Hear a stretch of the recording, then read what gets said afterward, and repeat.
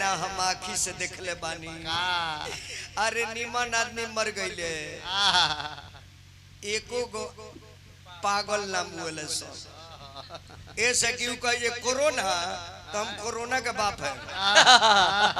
एगो पागल हॉस्पिटल में ना गई ना, एगो छक्का हॉस्पिटल में ना गई ना, एगो सूरदास हॉस्पिटल में ना गई ना।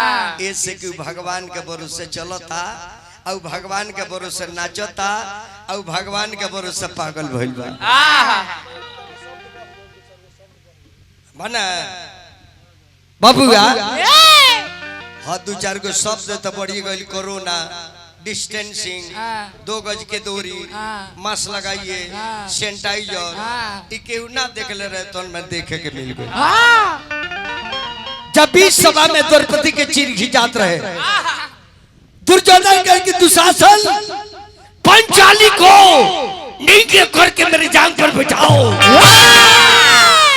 पंचाली के लेके दुशासन सभा में आई, कस की जो बोलना है सभा में बोलो।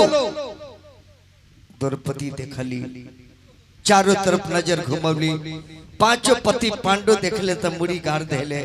भीष्म पितामह से कहली कि दादा 450 वर्ष के हो गइलो, इस सभा में का हो रहल बा, तरह से 3 गो सवाल करे, या तो सभा से भाग जा और ना तो दुशासन को रोको और ना तो हमरा के निंगे देखो।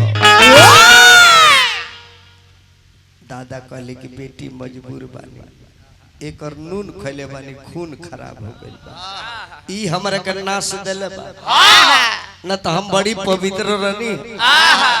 उहे कन्हैया के पुकरली तो कन्हैया लाज बचौले, ना रहते तो दुनिया में के लाज बचाए।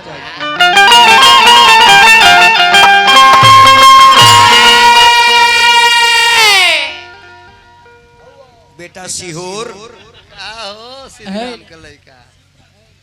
ये हमार बड़का लड़का है, ये जब पैदा भइल देख रमाई के हम छोड़ देनी का है दूसर बियाह कर लेनी का के करे जाई।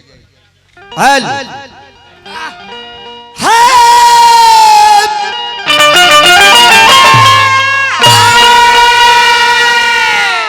अरे भइले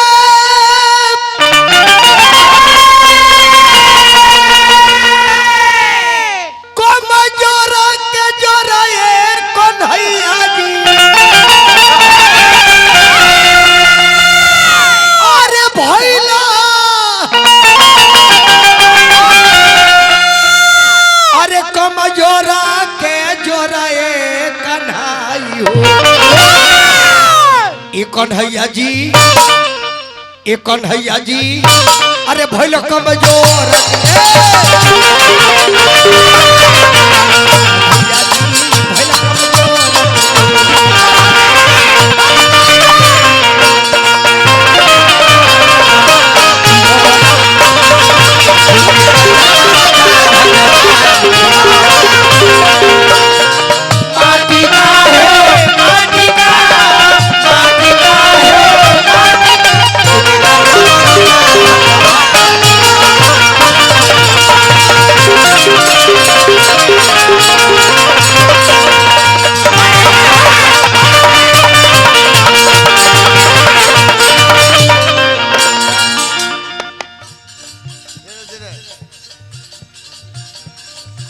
परमादरणीय श्री वशिष्ठ गिरी जी 100 रुपये दलबन प्रणाम बा।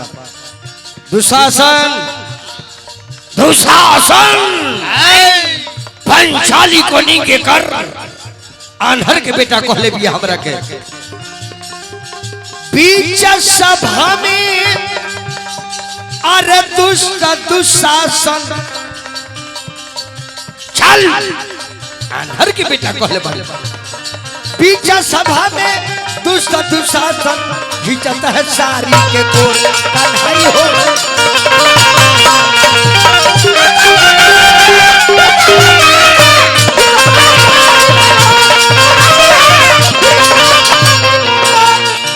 द्रौपदी बुलाओ किशन को, कहाँ है तेरा भाई? बीच सभा में अरे दुष्ट दुशासन खींचता है सारी के कोर कन्हई।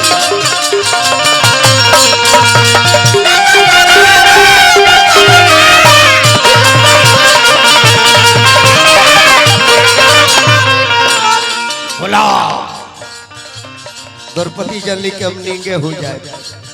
साड़ी के छोड़ देली कली के लौकन हैया अब तू जाना तो हर काम जाना। साड़ी पर हाथ हटल और ऊपर सटल हो के अनाथ जब दीनानाथ के बोला वाली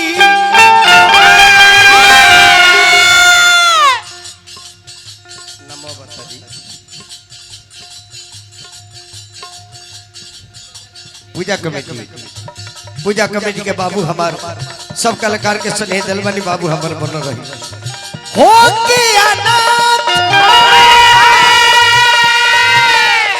जब दीनानाथ के बोला वाली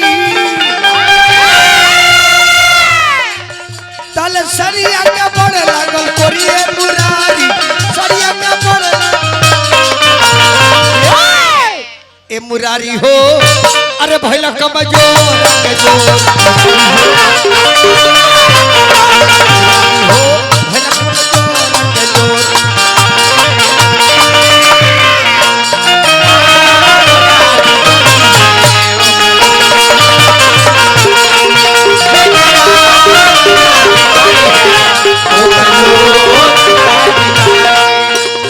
राही देखी का भगवान के राही देखी का भगवान के तेरी बाल का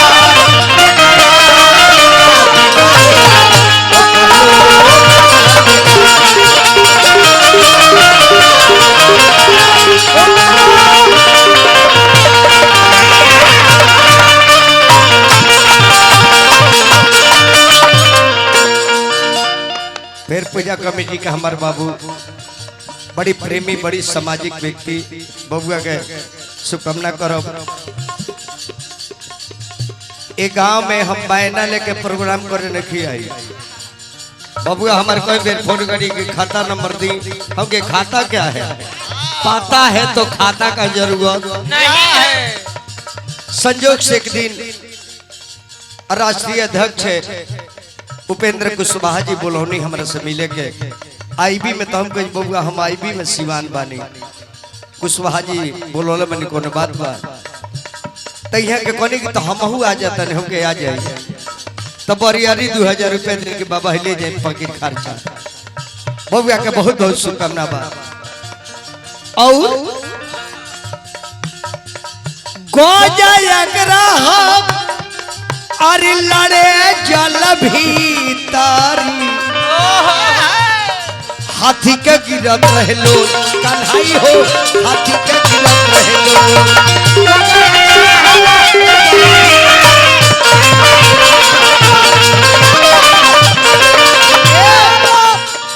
यही बिहार सोनपुर में 10,000 वर्ष तक हाथी लड़ते रह गई। जब हाथी जलस की मर जाए तो कमल के फूल लेके कलश के हे कान्हा जा रहल बानी तोहफा ले लो कन्हैया कले कह रे हाथी ये हमरा ऊपर हाथ उठा देला ओकरा पर हाथ हम रख दिले। हाथी के साथी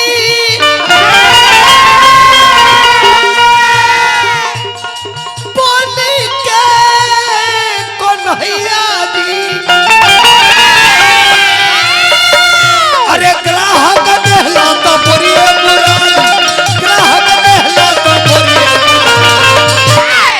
ग्राहक के दबोर देहले पटना गांधी सेतु पर चढ़े ओकरा पहले गो रोड जाई तही ने उचल जला कहवा कौन हारा घाट वही जी लड़ाई भरे कौन हारा वो घाट का नाम कौन हारा ई भगवान न कहले कि हम जीतनी लोग जानो जे कौन हारा भगवान अपने के न कौन कहले कि हम जीतनी अभ्यास लो कहता जे हम जीतन कृष्णा बाबू पूजा समिति का हमारे कृष्णा बाबू हम माता पिता के बड़ी भक्त बनी बाबू शुभकामना करतनी चाचा हमार एक घर के और एक गांव के बड़ी सामाजिक व्यक्ति हमने के गार्जियन बने हमने खातिर आदर्श बने चाचा के हार्दिक प्रणाम करतनी। आई हमरा राघो जी टेंट हाउस प्रोप्राइटर राघो जी बानी पुरस्कार दिले बनी टेंट हाउस से लाभ उठाई कोने भी शुभ अवसर पर एक बार सेवा का और से मौका दे। एक बार सेवा का मैं भी मौका दूंगा। राघो जी मेरे बेटा के तिलक में आप आ जाइएगा, आराम से टेंट गिराइएगा, चुपचाप दरबारा चली आइएगा, पैसा देखा जाएगा।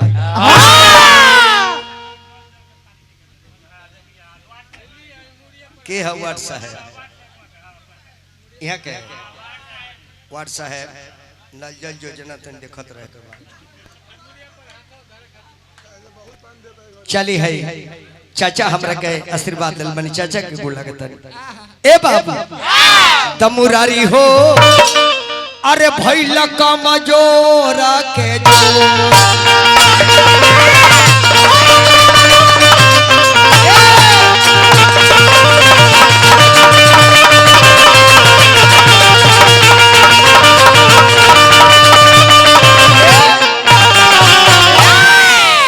अब इन्हें बबुआ के कथा कहा बा एक बार